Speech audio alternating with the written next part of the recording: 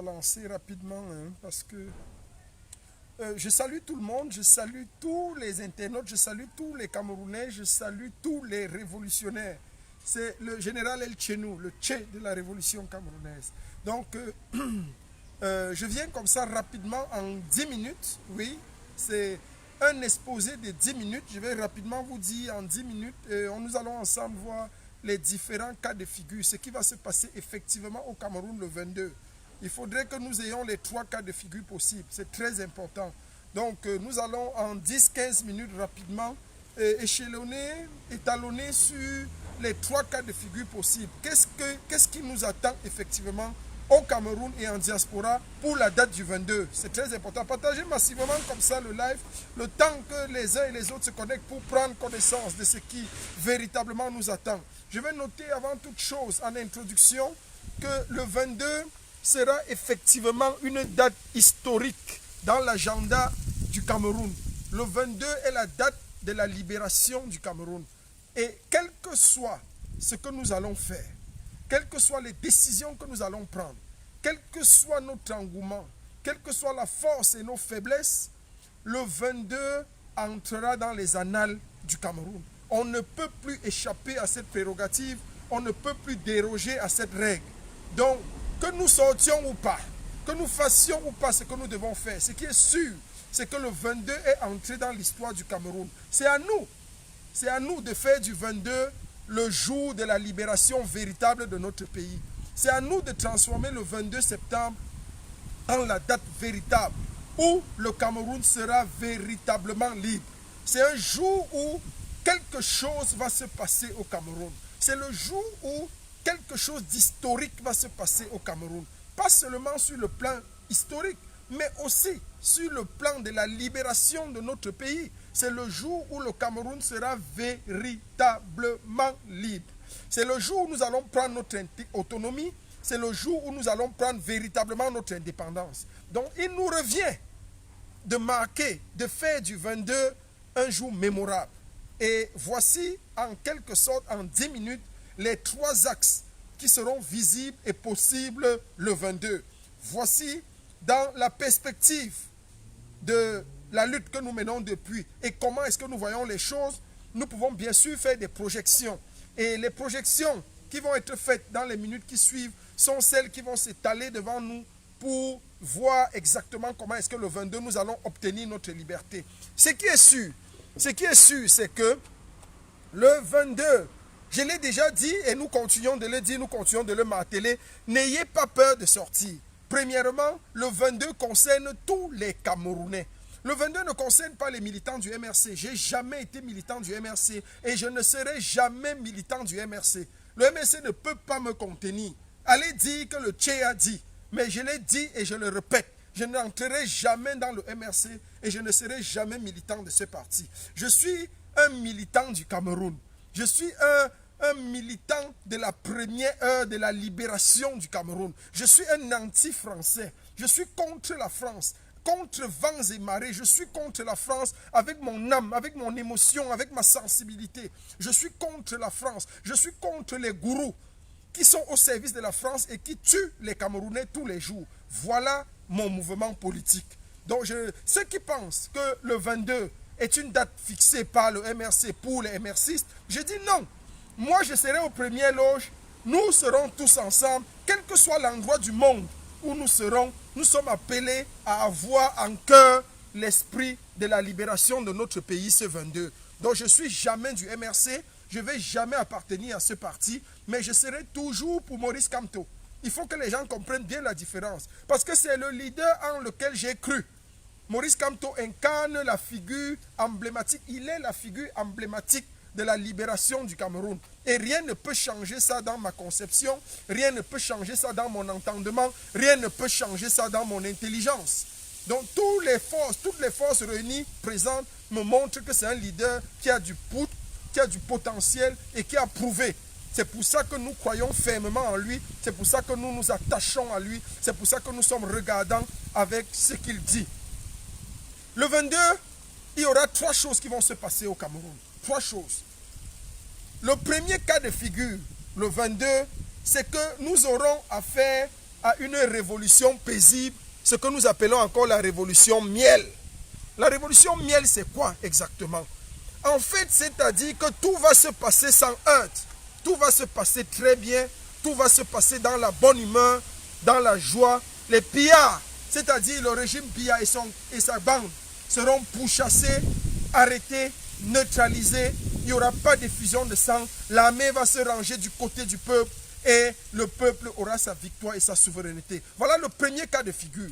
Premier cas de figure, c'est que le peuple sorte et que l'armée se range derrière le peuple.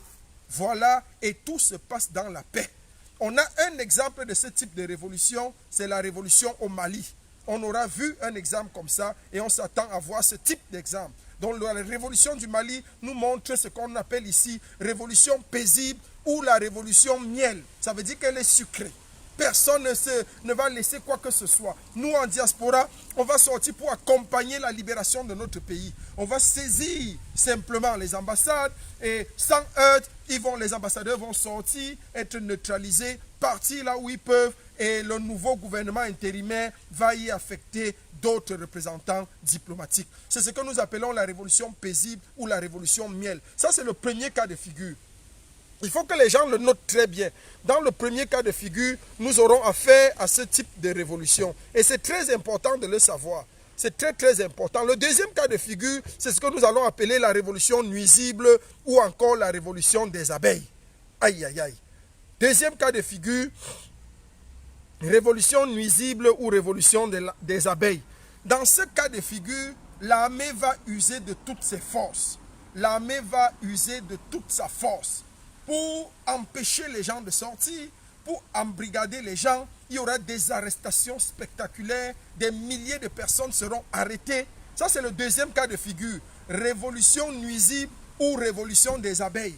On a vu que le premier cas de figure était la révolution paisible ou la révolution miel. C'est de ça qu'il était question. Dans le premier cas de figure, l'armée accompagne le peuple et le peuple se libère. Donc les truands, les bandits, ceux qui ont volé le pays depuis 40 ans sont juste neutralisés. On a vu le cas avec la révolution du Mali de Ibeka. Donc le deuxième cas de figure ici, c'est la révolution nuisible ou la révolution des abeilles. Ici, il faut piquer. Ici, il faut que quelque chose se passe parce que l'armée va utiliser tout son pouvoir, tous ses stratagèmes, tout son arsenal répressif pour museler, pour mater, pour embrigader, pour arrêter les populations déchaînées et courant vers leur liberté. Donc l'armée se positionnant comme un avant-garde, comme un frein à la libération du peuple, va avoir sur lui les griffes du peuple. Et c'est comme ça qu'il y aura des arrestations abusives, c'est comme ça qu'il y aura des musellements, et les gens vont être arrêtés, mais nous allons piquer. Dans ce deuxième cas de figure, c'est là où intervient la force de la diaspora. Et c'est là où la diaspora va prendre un ascendant. Parce que si vous arrivez à ce deuxième cas de figure, c'est là où vous allez confirmer le code. C'est là où vous allez confirmer le code. Parce que ce deuxième cas de figure ne va pas s'étaler sur un seul jour. Dès que nous allons voir que les gens ont été arrêtés, ont été muselés au Cameroun, nous vous le disons, un mort au Cameroun, c'est 10 morts en Europe. 10 morts au Cameroun, c'est 100 morts en Europe. Pour vous montrer la puissance de notre frappe, nous allons agir de manière frontale, de manière durable et de manière efficace. Il faut que cela soit clair pour vous tous. Et que cela soit clair pour ceux qui représentent le Cameroun dictatorial en Europe, en diaspora. C'est-à-dire tous ceux qui travaillent dans les ambassades, vos familles, vos membres de famille, tous les gens qui se réclament du système et du gouvernement en place. Soyez sûrs que nous vous avons dans le collimateur. Nous savons où vous êtes. Moi, je connais déjà, pour ce qui est de Berlin et tout, l'ambassadeur, tout ça, nous, on connaît tout ce qui se passe et on connaît comment est-ce qu'on va agir. Donc, il n'y a pas de problème là-dessus. Si vous voulez vous affronter à nous, nous allons vous répondre de la manière la plus violente. Donc, dans le deuxième cas de figure, ce que nous appelons ici la révolution nuisible ou la révolution des abeilles, si vous voulez voir ce qu'on appelle un essaim d'abeilles, si vous voulez nous voir atterrir sur vous, si vous voulez nous voir mettre ce que vous n'avez jamais imaginé en scène dans la diaspora et au Cameroun, vous pourriez, avec l'armée, neutraliser certaines personnes au Cameroun. Mais chaque personne qui tombera au Cameroun, nous ferons tomber aussi. Dans tous les cas, je vous l'ai dit, la prison au Cameroun est plus sucrée, en Europe est plus sucrée que vos prisons infestes et indigestes en Afrique. Donc, nous, on n'a plus peur. On s'est considéré, si quelqu'un tombe au Cameroun, nous allons faire tomber également ici en diaspora vos représentants. Donc, premièrement, première ligne, les chefs de mission diplomatique et tous ceux qui travaillent dans les représentations diplomatiques du Cameroun à l'étranger. Donc, vous êtes nos cibles référées et vous êtes nos cibles préférées. Donc, il faudrait que vous le sachiez. Vous ne pouvez pas servir un gouvernement qui tue les populations et on vous laisse ici en vie. Non. On va vous faire avant d'aller en prison. Ce sera la révolution. C'est pour ça que je dis que le 22 sera historique. Parce que le 22 connaîtra le plus grand nombre de meurtriers, peut-être camerounais de la diaspora, le plus grand nombre de meurtres des Camerounais à la diaspora, ce sera le plus grand nombre aussi bien au Cameroun qu'en diaspora. On connaîtra tout ça. Donc les chiffres seront mis facteur exponentiel. Je dis bien exponentiel. On va exploser, on va mettre tout ça au top des tops. Donc on ne peut pas vous laisser faire. Donc il faut que vous compreniez que le deuxième cas de figure sera le cas de figure qui va vous faire. Et ici, dans ce deuxième cas de figure, le peuple aura toujours la victoire. Et vous allez fuir.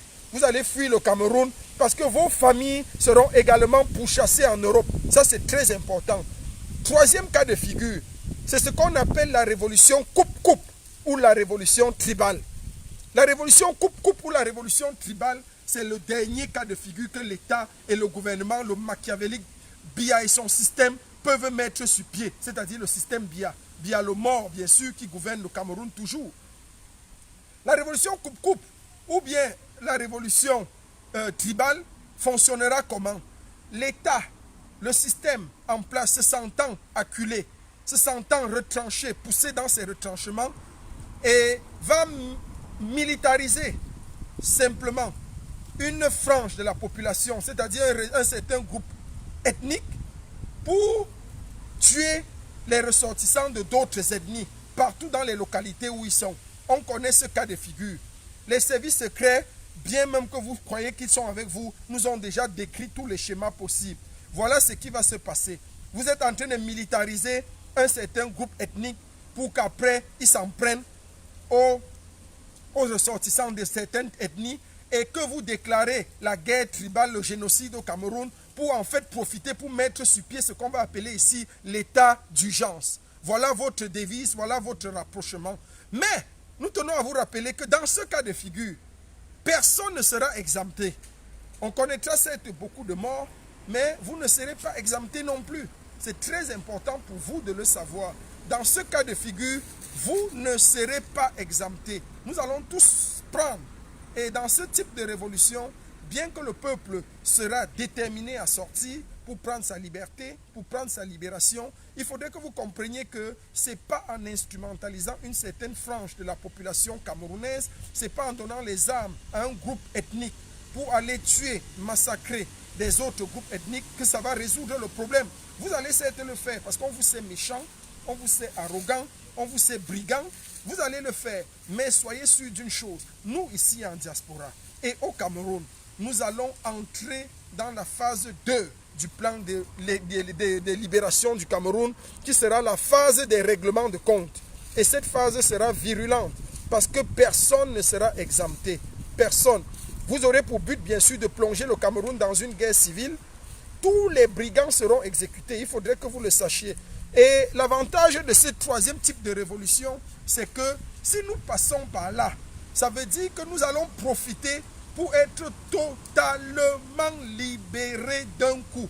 C'est-à-dire libérés du joug de 40 années de dictature, c'est-à-dire libérés de ces voleurs de riz parfumés. Nous serons libérés de la mainmise de la France qui pose toujours son genou meurtrier sur le cou du Cameroun. Nous serons définitivement libérés. Nous allons profiter pour briser les chaînes de la France sur le Cameroun, briser les chaînes de la communauté internationale sur le Cameroun, briser les chaînes de toutes ces chaînes qui nous lient et qui nous rendent prisonniers de certains accords internationaux. Nous allons refonder l'État et nous allons refonder la nation camerounaise. C'est de ça qu'il est question. Donc voilà les préambules et voilà l'enjeu de la grande question. Donc les trois cas de figure sont envisageables. Mais nous voulons dire au peuple camerounais une seule chose. Nous voulons vous dire que quel que soit ce qui se passe, nous sommes contents d'avoir amorcé cette page. Le 22 septembre entrera à jamais dans les annales du Cameroun. Le 22 septembre entrera à jamais dans les annales de la libération d'un pays qui se veut prospère qui se veut intègre, qui se veut dynamique. Quel que soit ce que nous sommes appelés à faire, quel que soit ce que nous allons faire, n'oublions pas que le 22 septembre est le jour de la libération du Cameroun. C'est le jour où il faut sauver le soldat Cameroun. C'est le jour où nous devons tous mettre la main à la pâte pour faire quelque chose. Nous sommes en pourparlers avec beaucoup d'États, avec beaucoup d'organismes pour revoir comment est-ce que nous pouvons contrer cet événement et nous-mêmes nous y rendre au Cameroun. Nous ne sommes pas loin du Cameroun. Soyez sûrs d'une chose, c'est que si vous sortez massivement au Cameroun le 22, au plus tard le 23, nous aussi nous serons au Cameroun pour vous accompagner.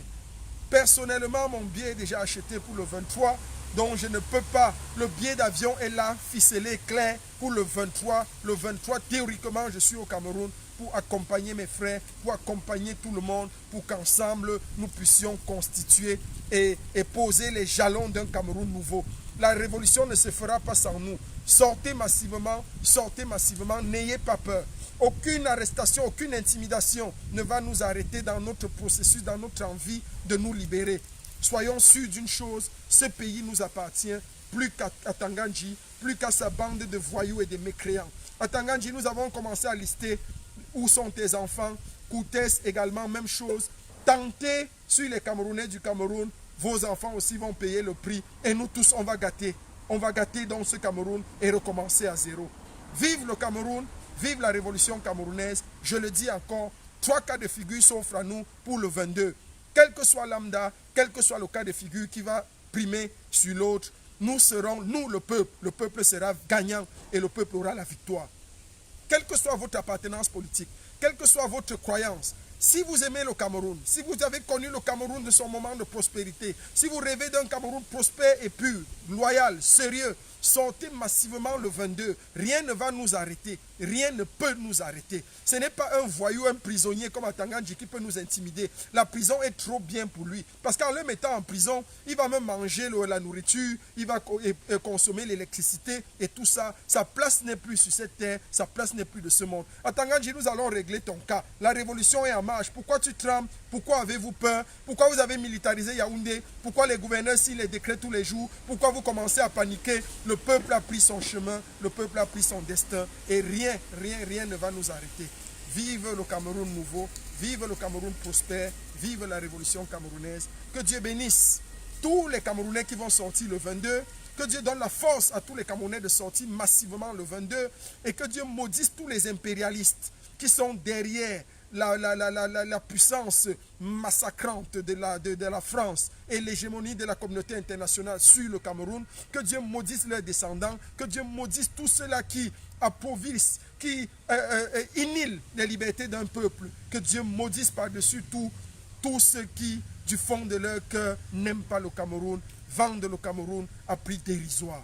Et que Dieu, par-dessus tout encore, bénisse le mouvement corps, bénisse les révolutionnaires camerounais, bénisse tous les Camerounais qui vont sortir, bénisse le leader de la révolution incontestable et incontesté, le leader de la révolution indiscutable et indiscuté, le leader de la révolution infranchissable et infranchissé, son Excellence Maurice Kamto.